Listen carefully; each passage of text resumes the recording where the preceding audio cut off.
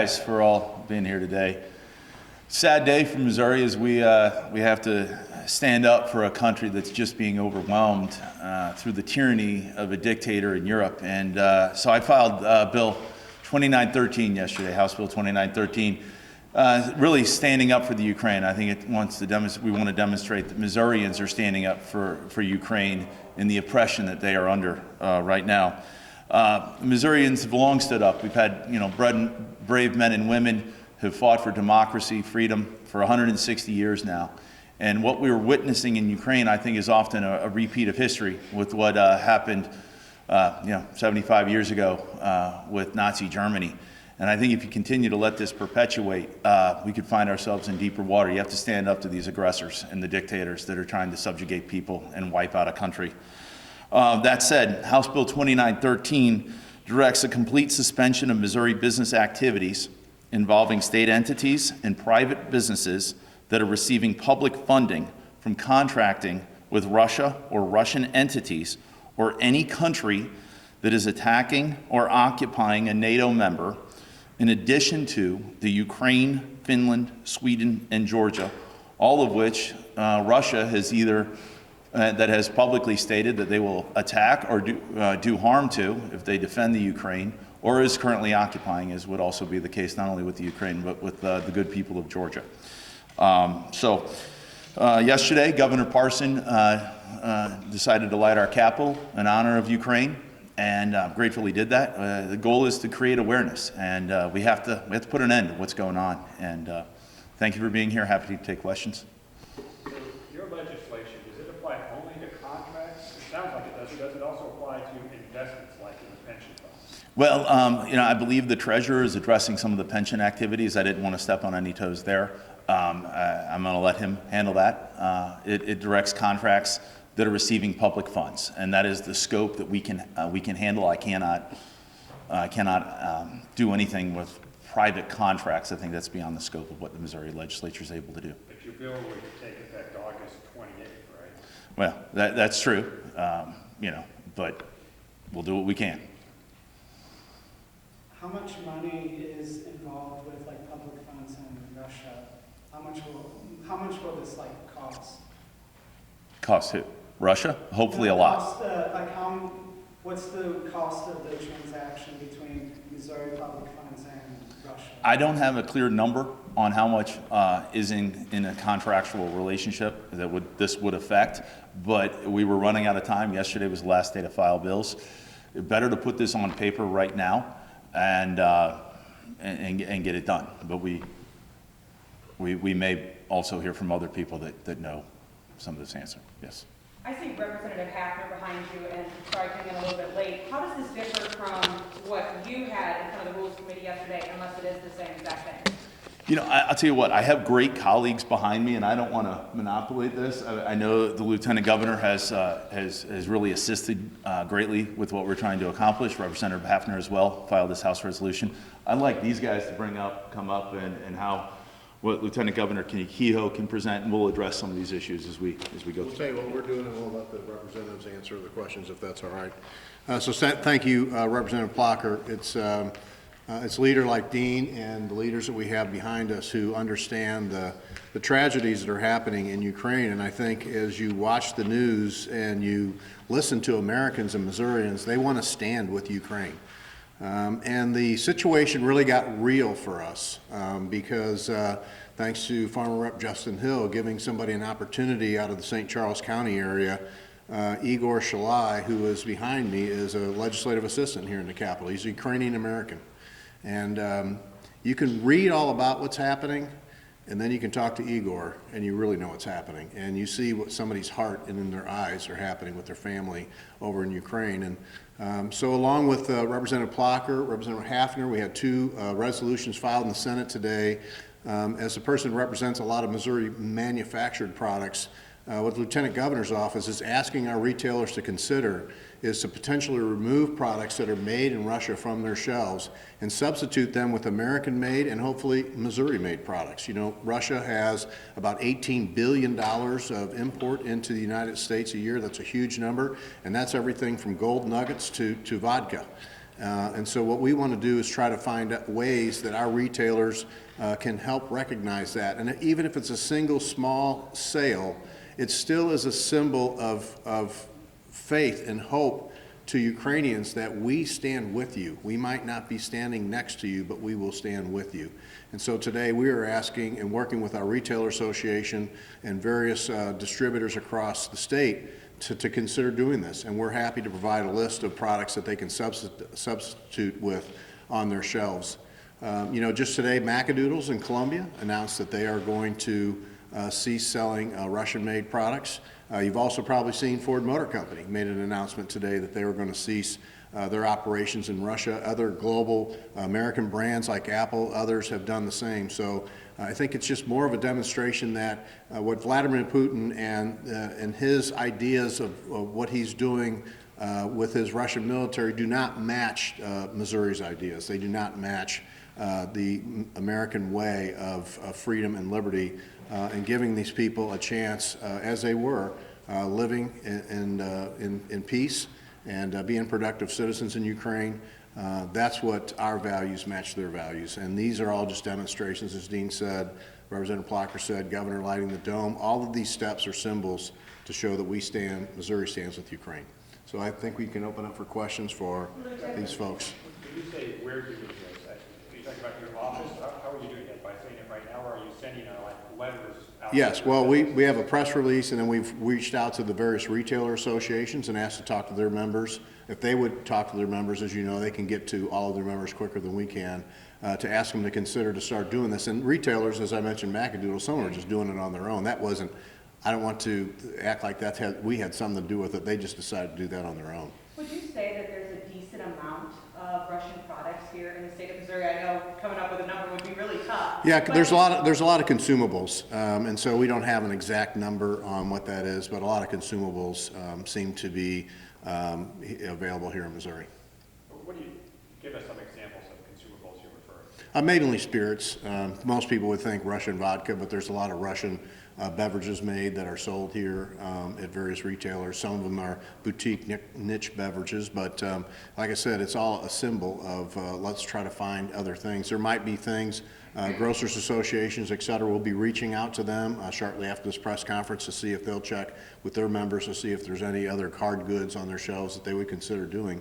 And again, I think it's a symbol of us standing with the people of Ukraine. A quick question, if you're using the word symbol, do you think at this point all we need to do is symbolic action, or do you think that we need to do harder things like, energy crisis and things like that? Well, I'm sure that there's many people in this building in a nonpartisan way would support actions that the president wanted to take to increase sanctions, increase a little bit of pressure or more significant pressure on the Russians to let them know that we do not stand for this. And certainly we don't have that hot phone to the White House to make that happen. But the more states that continue to start to do this, and you're seeing multiple states across the nation do similar efforts as what you're hearing today in either what some of the resolutions that are filed and various things to create that symbolic nature that hopefully leads to additional action from Washington. I would contend it's not just symbolic. We are doing everything we can here, but when we are not. Sorry. Sorry.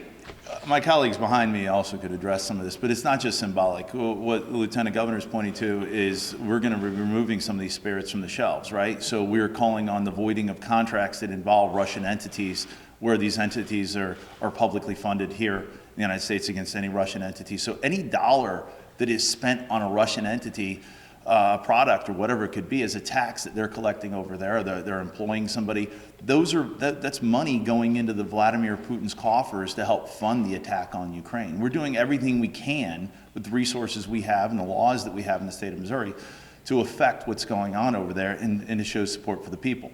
The president can do other things. We have to work within our lane of travel. Would you be willing to go further? I know that's something Senator Josh Hawley has called for, investing more in American, particularly gas and oil rigs. Is that something that we'd be interested in looking into? I'm going to defer some of this to the governor. Lieutenant Governor Kehoe is by Missouri. I mean, anytime we can, buy locally, the better we can do. Right? There's Missouri-made spirits, there's Missouri-made products that we can look to keep our dollar here at home, rather than trying to fund an oligarch.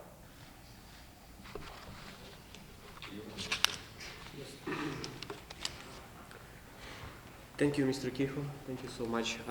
So I want to ask for help from. You might stand a little closer so they can hear the mic. Sorry, I want to ask for help from Ukrainian people, and I have this opportunity. So, number one, what Ukrainian people ask: please urge President Biden to close airspace. This is most important. What they need, the most important. So the number two, we need defensive weapons. Specifically, we need javelins, we need stingers. And number three, most important, we need humanitarian aid, like from medical supplies, food, baby food, everything for that, home products, money, and many organizations try to help. So here I have one of the organization. So what you can trust, globalgiving.org.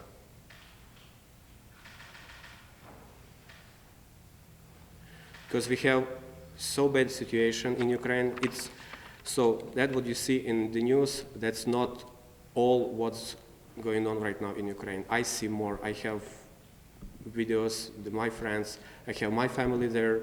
I have family in the East Ukraine, I have family in the West Ukraine, I have family in the Kehoe right now, and the situations every day worse and worse because Putin's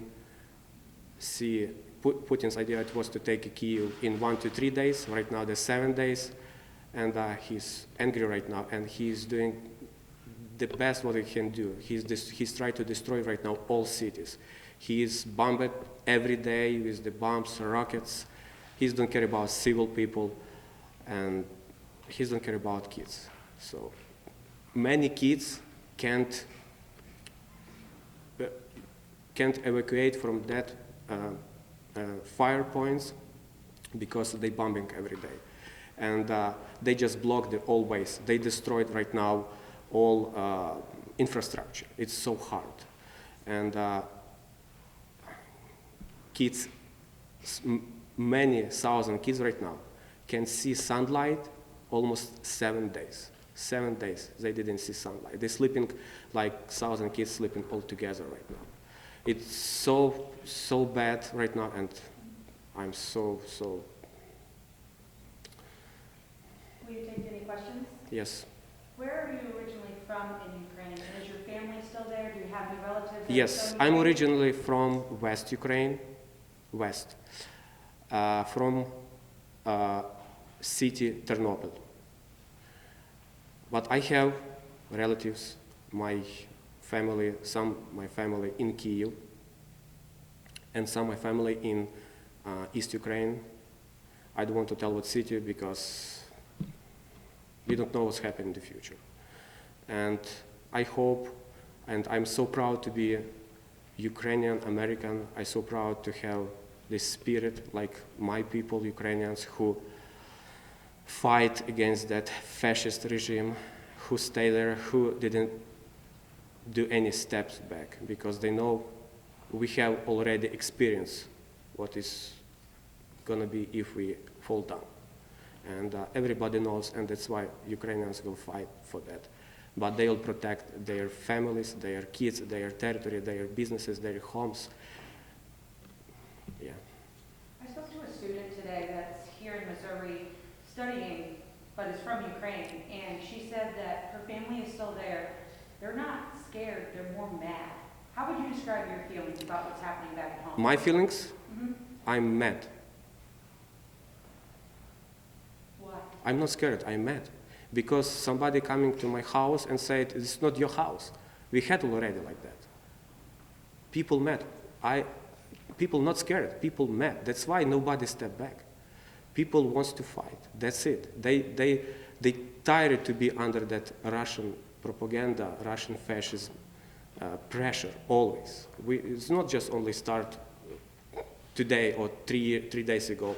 It's almost during the whole history. So people tired. Ukrainians are. freedom lover people like Americans, and they love Americans. They love Americans. And Ukrainians are probably one of the best friends to America. And that's why we ask America for help for that hard time for Ukraine. Not just for Ukraine, probably for whole world, because we don't know the plans, what they put in hand. A couple of easy questions. The first one is easy, rather. Could you just say and spell your name for me? Igor, I-G-O-R, Igor, Shalai, correct, Shalai, S-H-A-L-A-I. Okay, and the next question that I have is just talking a lot about the outpouring of support that the West has particularly had for Ukraine. You know, the Capitol was lit up last night, and I know you had those lists of things that you think will help Ukraine that you opened your comments with. Do you think that what we're seeing so far from the U.S. is enough, and what we're seeing from Missouri is enough? Do you think legislation like this goes far enough? So so all help, it's the best nothing to help. So every step what we can do is better and better. We learn right now, right? We don't know what's gonna happen. That's new. Nobody expect Putin will start war with Ukraine, sorry. Nobody expect that. And I hope we'll do the best what we can, and I have good friends here, the best friends around us. They will help. I believe they will help, and they do a great job for Ukrainians, and I want to tell Ukrainians, if somebody will see that, Missouri government loves you and they want to help you. And we will work for your help. Any more questions? Thank you, Representative Haffner. You want to tell me about your bill? Thank you. Hi, I'm Representative Mike Haffner, and we actually got through the Rules Committee yesterday, a House resolution on the Ukraine situation. And I'm going to be very blunt and very clear that this was an unprovoked and unjustified attack. And it's about one thing. It's about freedom. President Zelensky was very clear when he first commented on this invasion. He said this. He said that Russia has embarked on a path of evil, but we will not give up our freedom. And as we talked about in the Rules Committee yesterday, this country, Ukraine, has embraced this concept of American freedom. And that's different than anywhere else on the face of the earth. And it means one thing. It's defined in the Declaration of Independence. But what it means is unprecedented opportunity for all people. So we stand hand to hand with Ukraine. And as a former forward deployed military commander and also a contingency planner, I feel for this situation, and I can't imagine what's going through Igor's mind right now. But I'm proud to be standing up here. I'm proud that the state of Missouri is standing up, and I'm looking forward to the end of this conflict. Does anybody have any questions? It passed out of the committee yesterday.